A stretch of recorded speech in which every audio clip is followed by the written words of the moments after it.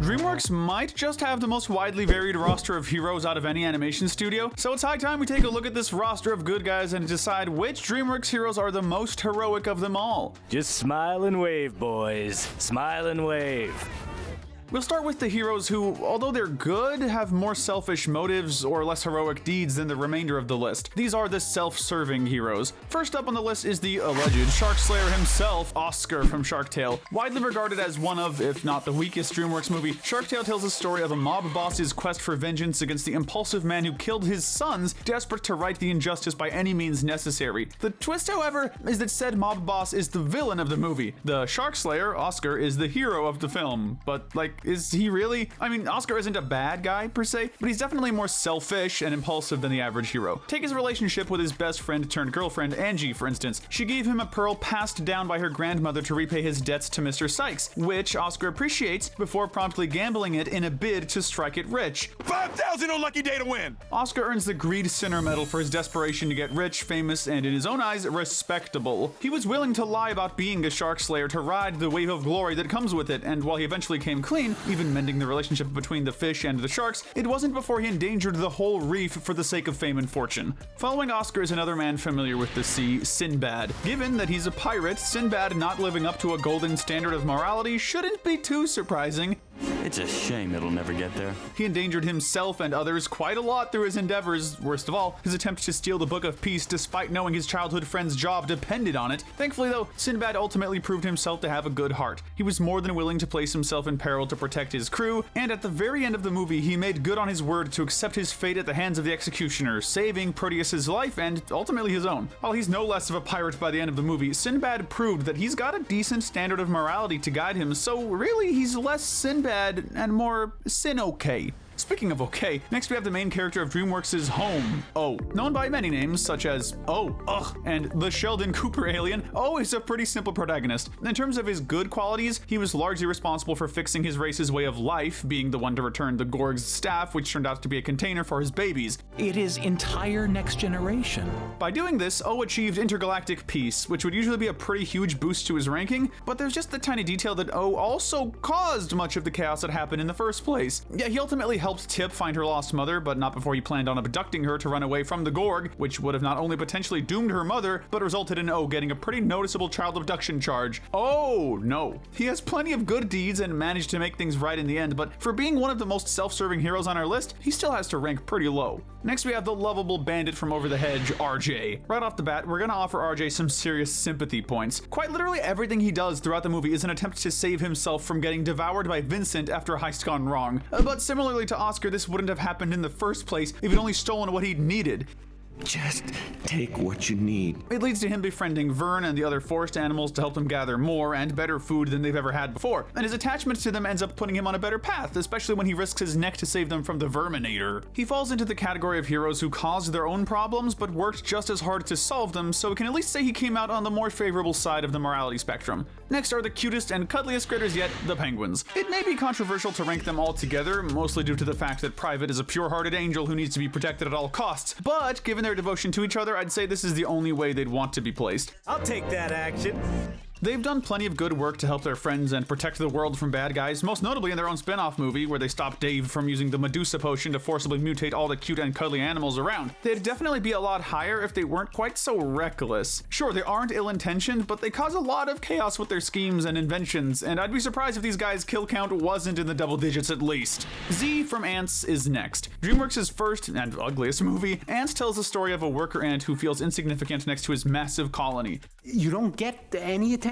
That is, until he ends up accidentally becoming known as a war hero after he swaps places with his buddy Weaver, which puts him on the path of an actual hero. Admittedly, he's pretty selfish for the majority of the movie, even his initial swapping of places is done for the sake of getting in with his crush, but it's hard to blame him when he spent his entire life being placed on the back burner for the good of the colony. He ultimately comes out from this whole experience a better ant for it, helping to prevent the entire colony from drowning, which definitely secures him a heroic alignment. Up next is the speedy snail Turbo. Turbo is a snail, but he's not just any snail. He goes fast. That's basically the synopsis of the character. He likes to go fast, he wants to go fast, and he remains a pretty nice dude overall. Which makes sense, because, you know, he's a snail? Not sure how much harm he could do, and most snails don't help keep dying taco restaurants above water, so we've got to give him credit for outperforming his expectations. Next we have an umbrella entry for the Crudes. They're another group of pretty simple heroes, longing to get to a mysterious land called Tomorrow. They go on a journey that takes them through various trials and dangers. They're always willing to help each other out and stick together no matter what, even if they aren't trying to save the world, which separates them from the majority of the list. They're simply working to support each other through thick and thin, which earns them a respectable place on our list. Nearing the end of this category is a certain teenage kraken, Ruby Gilman. Honestly, her initial motivation might be the pettiest out of anyone on the list. Ruby doesn't want to strike it rich or get famous or anything. She literally just wants to fit in at her high school and go to prom with this dreamboat of a man. And help me fit in by letting me go to prom. While her motivations are self-serving, they aren't evil by any means. The worst we can say about her is that she endangered herself by being exposed as a kraken, which obviously wasn't intentional on her part. She even ended up indirectly healing generational trauma between her mother and grandmother, stopping Chelsea from killing all krakens and ruling the ocean in the process. Closing out the lowest category, we have Tim and Ted from the Boss Baby saga. One is literally a 7-year-old boy and the other is an infant with the brain of an adult management worker. These two both represent two of the most ruthless, demanding types of people, managers and children. Despite this, they don't really do anything particularly awful if you don't count their constant bickering. It's pretty typical of kids, and if you choose to interpret it as such, you could almost see Tim's grudge against Ted as a child's overblown view of a new baby being added to the family. He's taking over the whole house! Of course, it's way more fun to take the movie literally, at which point you have an adult baby and a 7-year-old who manage to learn to love each other and save their parents' lives, becoming best friends during their adventure. Speaking of people who become friends, let's talk about some former bad guys who ended up switching sides. These are the reformed heroes. It's tough to be both a supervillain and a superhero, but Megamind has somehow managed to do that and then some. Right off the bat, we have to sympathize with the guy for his upbringing. He was trained from a young age to be a villain, never really having much of a chance in the matter. It wasn't until his friendship turned romance with Roxanne that he ended up changing his ways for the better. Maybe Megamind isn't so bad after all. While this initially led to him abandoning Minion, the only guy who was ever there for him through thick and thin, he made amends in the end and helped save Metro City from Titan. Megamind was willing to both change and risk his life for the sake of others, not to mention befriending his old arch nemesis, Metro Man. Next up is the successor to the Dragon Warrior, Zhen, from Kung Fu Panda 4. Like Po himself, Zhen was orphaned as a baby and taken in by a different species parent. Unfortunately, and obviously, the chameleon is nowhere near the noodle-loving legend Mr. Ping is, and she placed poor Zhen down a path of villainy. While Zhen was essentially forced to use and betray Po, she ultimately saved his life and helped take down the chameleon, which couldn't have been easy by any means. The only reason she isn't higher up is because she definitely has a lot more growing to do before she's ready to be a worthy successor to Po, and that's a redemption arc I'm definitely ready to see more of. And you know what? It was the weakest, but I liked the fourth movie. Come at me. Better yet, hit me baby one more time. Next up we have the bad guys. Yeah, this found family's gonna stick together in the rankings, and I'm sure they wouldn't have it any other way, frankly. What? I just wanted a longer car chase. They've spent the bulk of their lives committing crime after crime, but that raises the question, does committing a crime really make you a bad person? I mean, it can, but there's more to that discussion than that. The fact is that Mr. Wolf and his crew never really got a chance to enjoy doing good deeds. The moment Mr. Wolf discovered how good it feels to do, well, good, he was hooked and wanted more of it, ultimately scheming to lead his whole team to an eventual redemption. Even Snake, who was considered the meanest of the bunch, had a pretty great plan to make up for his misdeeds, posing as a traitor who worked with Marmalade to lower his guard and eventually helped to completely screw him over. They are well on their way to redemption, but Diane Foxington has had a bit longer to make up for her past. Diane was a notorious thief known as the Crimson Paw until she eventually realized that the person she was just wasn't who she wanted to be. Changing for the sake of nobody but herself, she made amends for her crimes by working to become governor, ultimately helping to reform criminals like Wolf and his gang, and helping to stop actual psychopaths like Professor Marmalade. I'm just me on the right side. It just goes to show that you can always choose a better path than the one you're on. On that note, next up we have Tulio from The Road to El Dorado. A cut and dry con artist on the surface, scamming people is second nature to Tulio. The adventure of El Dorado was no exception to this, as he and Miguel schemed to pose as gods so that the people will worship them. Lucky God? The pair do end up redeeming themselves by saving the people of the city and learned a valuable lesson about the importance of honesty. Remember kids, if you aren't honest, you might end up having to stop a primitive society from doing human sacrifices. Sounds like a lot of work. When I saw his face, I became a believer that Shrek is an absolute an absolute hero. Now, admittedly, there's a case to be made for Shrek being left in the previous category. This ogre is very self-serving, and that isn't a trait of his that goes away after the first movie. From his short temper to creating an alternate reality so he can get some me time, Shrek does a lot of selfish stuff, but more importantly, he always learns from it. Take his friendship with Donkey, for instance. He initially treats him like, well, an ass and takes him for granted, but later he apologizes for it and expresses appreciation for him. This is repeated in the second movie, and it's just one of many signs that Shrek is becoming a more compassionate and caring guy.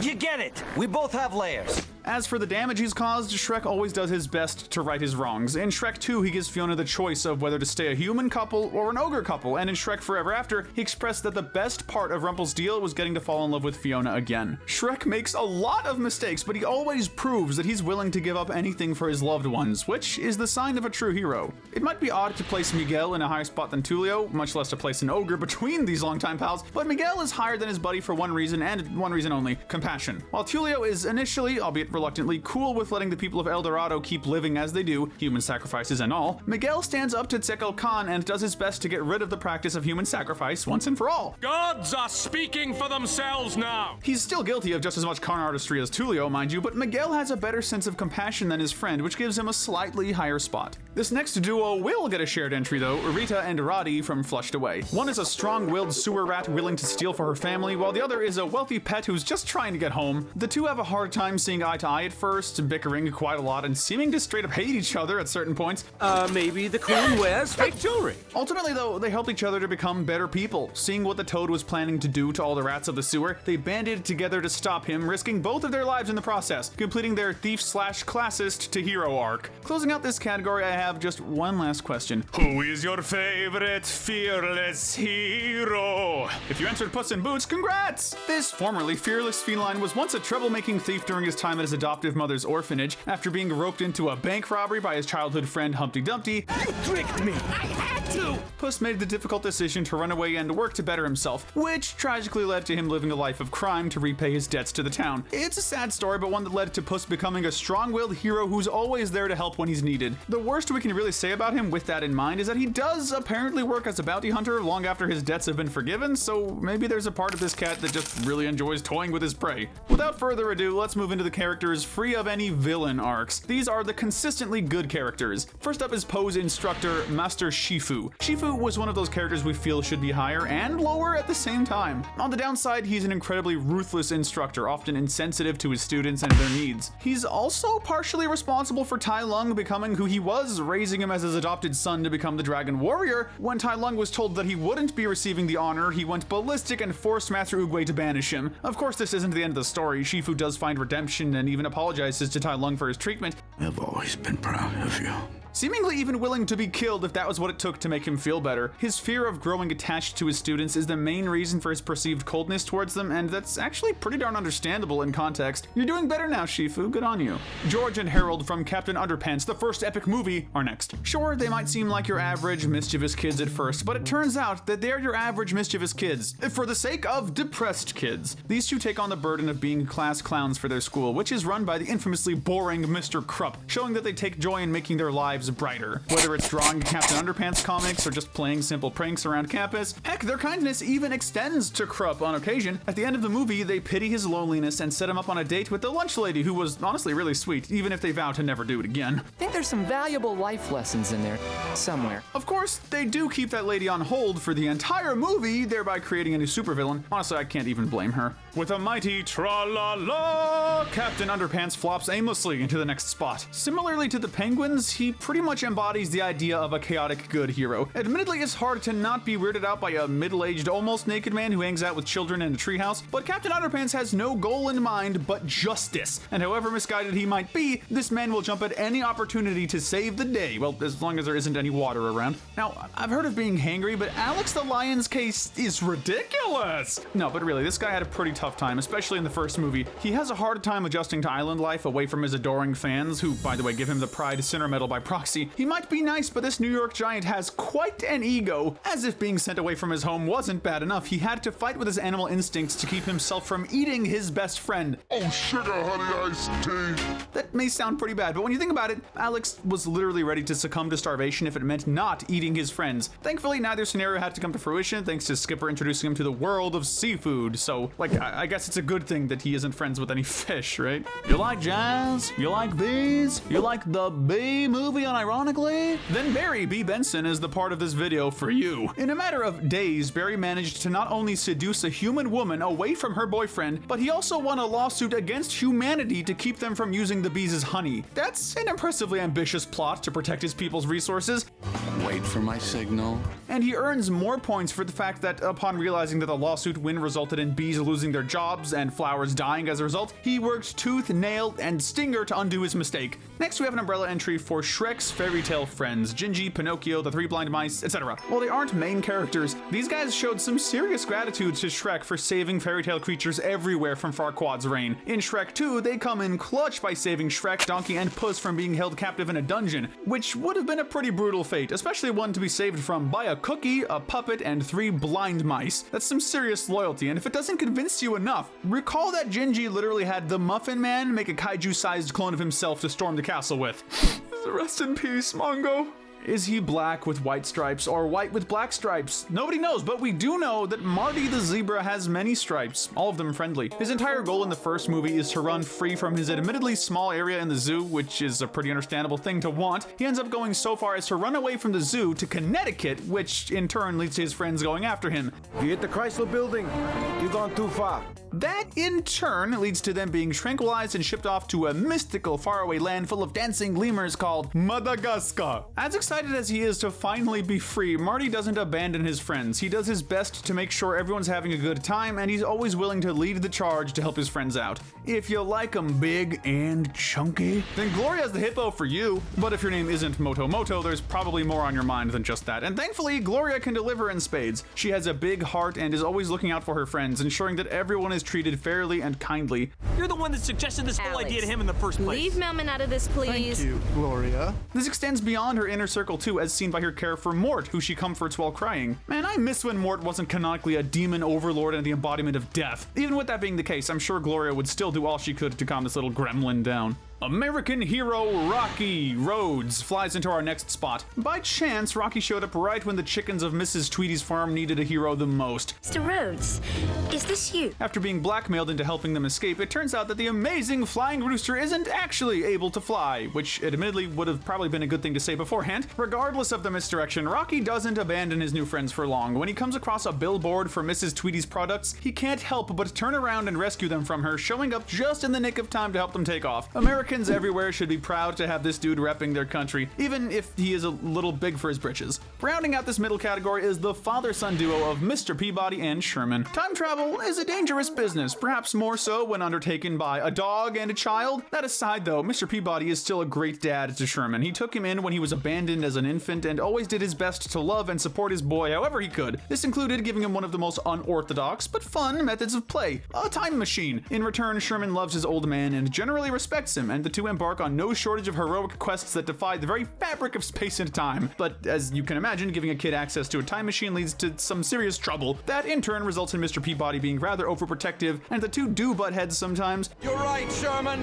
You're not. Despite any conflicts though, these two clearly love each other, which gives them a pretty high spot on our list. Now we're getting to the larger scale heroes. These guys devote themselves to causes larger than themselves. They are the near pure heroes. First up in this category is the final member of the main Madagascar crew, Melman. With major height, major hypochondria, and a major hippo crush, Melman isn't often played as much more than a comic relief and nice guy gets the girl niche, but honestly I'd argue he's the most noble of the bunch, and if you've seen the second movie, I'm sure you'll likely remember why. In Escape 2, Africa, Melman offers himself up as a sacrifice to the gods so the village can get water. Despite having no clear confirmation that it'll even work, he's more than willing to give himself up for the sake of saving people he barely even knows. It's one of those few sitcom-esque nice guy characters who actually was a nice guy at the end of the day, and that's not to mention his short but meaningful career as a witch doctor. Sticking to tall people for now, Ginormica from Monsters vs. Aliens is up next. It's one thing to use superpowers for the good of society, but when that superpower initially ruined your life, it's even more impressive to reframe it like that. That's why Ginormica stands out as such an impressive character, morally speaking. Being mutated into a giant on her wedding day, and dumped as a result, Ginormica initially wanted to return to her old self, but eventually she ended up using her powers to help save the world from Galaxar. Yeah, she's sarcastic and cynical for most of the movie, despite having an ultimately kind heart, but, like, come on. This woman just had her whole world flipped upside down out of nowhere. I think she's earned some pettiness here and there.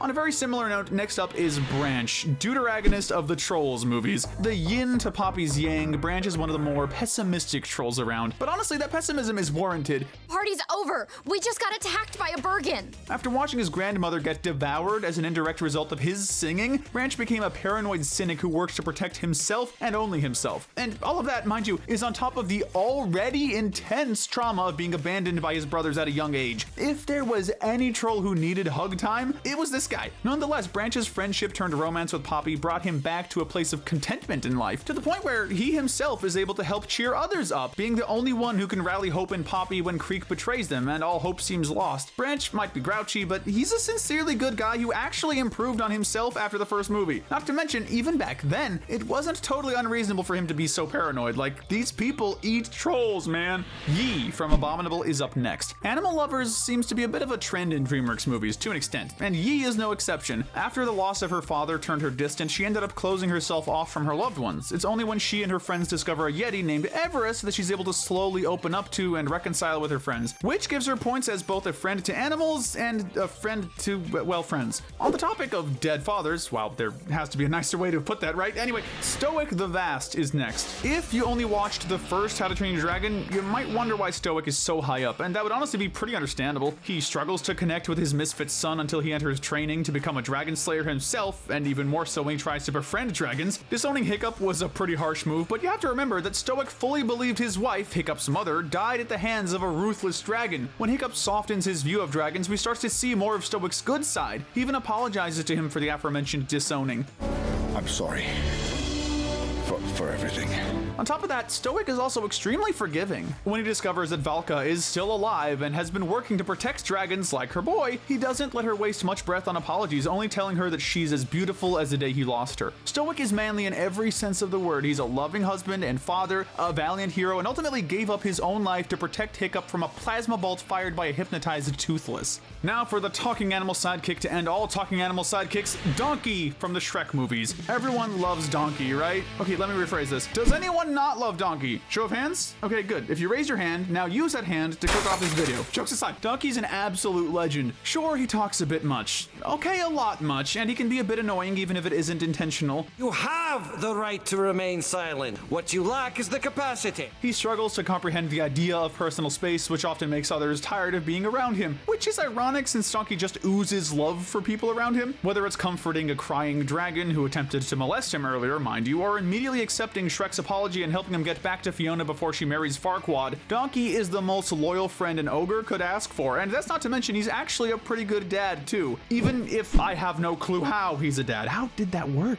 Before I spend any more time pondering that question, let's move on to Wallace. The Chase-loving Brit from the Wallace and Gromit series, his relevance today is in the Curse of the Were-Rabbit movie, where he really is just a decent guy all around. I mean, yeah, his inventions can be a little bit dangerous to say the least. The very fact that he has a machine that can alter the brains of creatures is concerning, and was the very thing that turned him into the titular Were-Rabbit. Another 30 minutes brainwashing should suffice. Nonetheless, Wallace is always well-intentioned, particularly in his career as a non-lethal pest control worker. Not only does he get rid of animals without harming them, but he himself takes the trouble of feeding and caring for them. Well, with Gromit's help, of course. I think I speak for everyone when I say that Wallace has earned all the cheese he wants. He'll be getting the Gluttony Sinner medal for his love of cheese, sure, but I can't exactly blame him for that. Frickin' love cheese. Next is Over the Hedges deuteragonist Vern. Vern is an overly cautious turtle who leads his ragtag group of forest animals in gathering enough food for the winter. Vern is overprotective, and his greatest flaw is his reluctance to trust RJ, which is at least partially out of some jealousy. He earns a sympathetic envy Sinner medal for his jealousy. While it's at least mainly out of a desire to protect his family, he's still more hesitant than the others to trust RJ. My tail tingles every time I get near him. Regardless, Vern is a good guy who just wants to provide for his loved ones, and that's not something we'll take any points away from him for. On the topic of characters who overcome fear, we have Orion and the Dark. No, not the movie. We're just ranking the main protagonists together. Orion is a young boy who is afraid of many things, but none more so than the Dark. But when the Dark himself decides to help him overcome this fear, Orion becomes becomes more understanding of how important its place is in the universe, and later on in life, he helps comfort his daughter through his experiences, helping the next generation overcome its fear of the dark as well. From his own titular movie, the unbreakable Spirit is up next. One of the more uncomplicated heroes on our list, Spirit is a simple stallion. All he wants is freedom. From a human's point of view, he might seem hostile due to his refusal to be tamed or ridden by anyone, but when he meets his mate, Rain, and befriends Little Creek, he softens up a bit. Spirit is willing to sacrifice both himself and his standards for the sake of others, which you can see respectively when he dives into a raging river to rescue Rain and when he allows Little Creek to ride him so he'll be safer from the Colonel's bullets. Next is another hero changed by love, Astrid from the How to Train Your Dragon series. Admittedly, she's not the nicest character at first. She takes a long time to warm up to Hiccup even compared to the other Academy students. Figure out which side you're on. It isn't until Hiccup takes her for an impromptu dragon ride that the two slowly become friends and eventually romantic lovers, even starting a family together in the future. Astrid is the one who keeps Hiccup from carrying burdens on his own too, offering him support when he's overwhelmed by the villains he has to face in order to protect dragons. Although not a romantic interest, Tigress plays a similar role for her rival turned friend Poe. When Poe takes the position of Dragon Warrior, Tigress is initially hesitant to accept him, especially given her lack of acknowledgement from Master Shifu. She was understandably jealous of him at first. You don't belong here. Regardless, Tigress plays a crucial role in protecting the Valley of Peace and in supporting Poe in his endeavors. Perhaps her most heartfelt moment was in the second movie, in which she lunged at Poe after he revealed his need to confront Shen, but instead of attacking like you might expect, she just hugs him. From that point on, you can tell the two have become closer friends, and adding on Tigress's heroic deeds cements her as one of Dreamworks' most heroic characters. The ever-optimistic princess, Poppy, is next. When she's not overtaking every toy aisle in existence with her merchandise, Poppy is protecting the trolls from whatever danger is coming after them, even if she sometimes causes some of that danger. Yeah, we have to take a few points away from Poppy for her role in the first movie, when she neglected to listen to Branch's warnings, throwing a party that was loud and flashy enough to attract the Bergens. She ended up luring the chef right to them, getting many trolls kidnapped. But this was a tragic accident, and one she did everything possible to fix, and that can-do attitude carries throughout the entire trilogy. Poppy is reckless, sure, but she's also extremely compassionate and caring towards the people around her, which makes up for most of her bad attributes, which, frankly, there aren't many of. Next up, we have Ginger from Chicken Run. Ginger is the unofficial leader of Mrs. Tweedy's chickens and their quest to escape her tyrannical farm. Despite being as overwhelmed as anyone else by their daunting task, Ginger always puts on a brave face in front of her friends, even if she has to break down right afterwards. The only thing we can take points away from her for is her blackmailing of Rocky Roads, which I'm gonna let slide anyway due to the fact that she is literally trying to keep herself and all of her loved ones from being executed. Is Edwin off on holiday?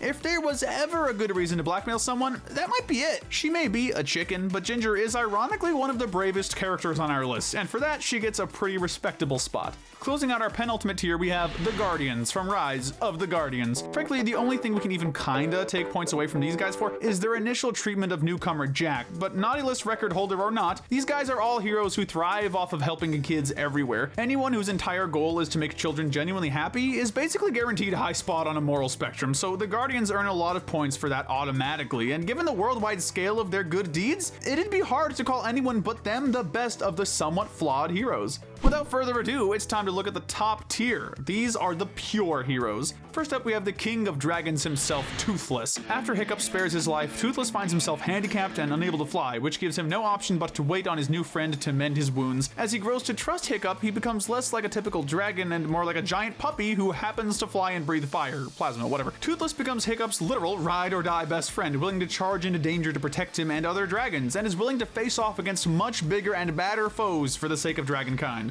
From a puppy-like hero to a literal puppy, Perrito from Puss in Boots: The Last Wish is next. Known by many names, such as Bad Dog, Butt Nugget, and for brains, Perrito is a dog who's as rambunctious as he is loyal, and he's pretty darn loyal.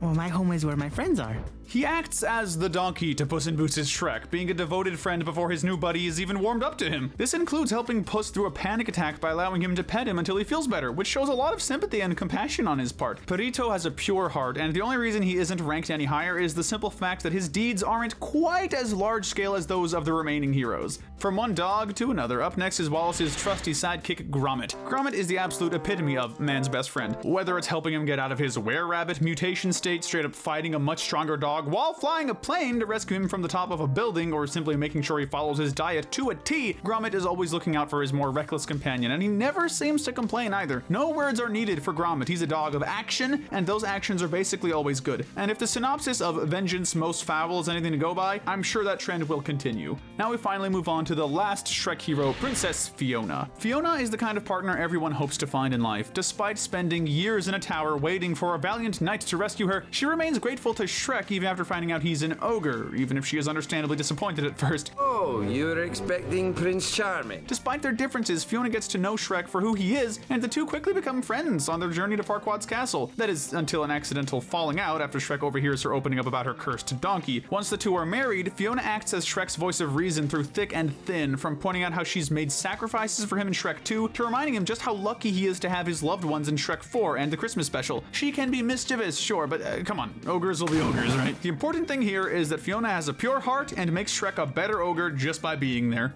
Landing just outside of the top 5 is the newest Dreamworks hero, Roz from The Wild Robot. A Rozum always completes its task, and that's a good thing because these robots are literally made to support the well-being and prosperity of others. Sure, Roz can be a bit presumptuous about how she helps the forest creatures initially, but at the end of the day, this is one robot who's willing to learn as much as she needs in order to help even the tiniest creature she can. Of course, you could easily make the argument that Roz doesn't deserve such a high spot since she kinda has to be good. She is literally made to be, after all. I do robot-y things. But what really elevates her is her building of relationships with Brightbill and Fink. As son and friend respectively, these two teach Roz to override her own programming and become her own person/robot, finding her place among the forest animals. Even after this, Roz still devotes herself to protecting others at great risk to her own safety, which earns her an honorable spot on our list, and hopefully a sequel soon. Kicking off our top 5 is a hero from both DreamWorks and the Bible, Joseph. While it's nowhere near as popular as DreamWorks' other biblical film, Joseph, King of Dreams, tells the heartfelt story of Joseph, the favorite son of Jacob, who was sold into slavery in Egypt by his jealous brothers. Despite the absolute horrors this man went through, Joseph still ended up a hero. What his brothers meant for evil, God used for good by sending Joseph to Egypt just in time to help them through a terrible drought. If that isn't heroic enough for you, he even forgives the very brothers who sold him in the first place, which could not have been easy. I wouldn't have done it. From one biblical hero to another, Moses is up next. A chosen messenger of God himself, Moses was an adopted brother of Ramses II, but sadly he had to go into hiding after he accidentally killed an Egyptian to defend an elderly Hebrew slave. It wasn't easy for him to do this, much less to stand up to Ramses to let his people go, but God made it possible for Moses to be one of DreamWorks' greatest heroes. You might argue that killing a man is a pretty blatant flaw for someone in our top tier, but this man was a slave owner. I think Moses could have done worse, especially since the murder seemed to be an accident. The Bronze Medal of Good goes to the ambassador of dragons everywhere.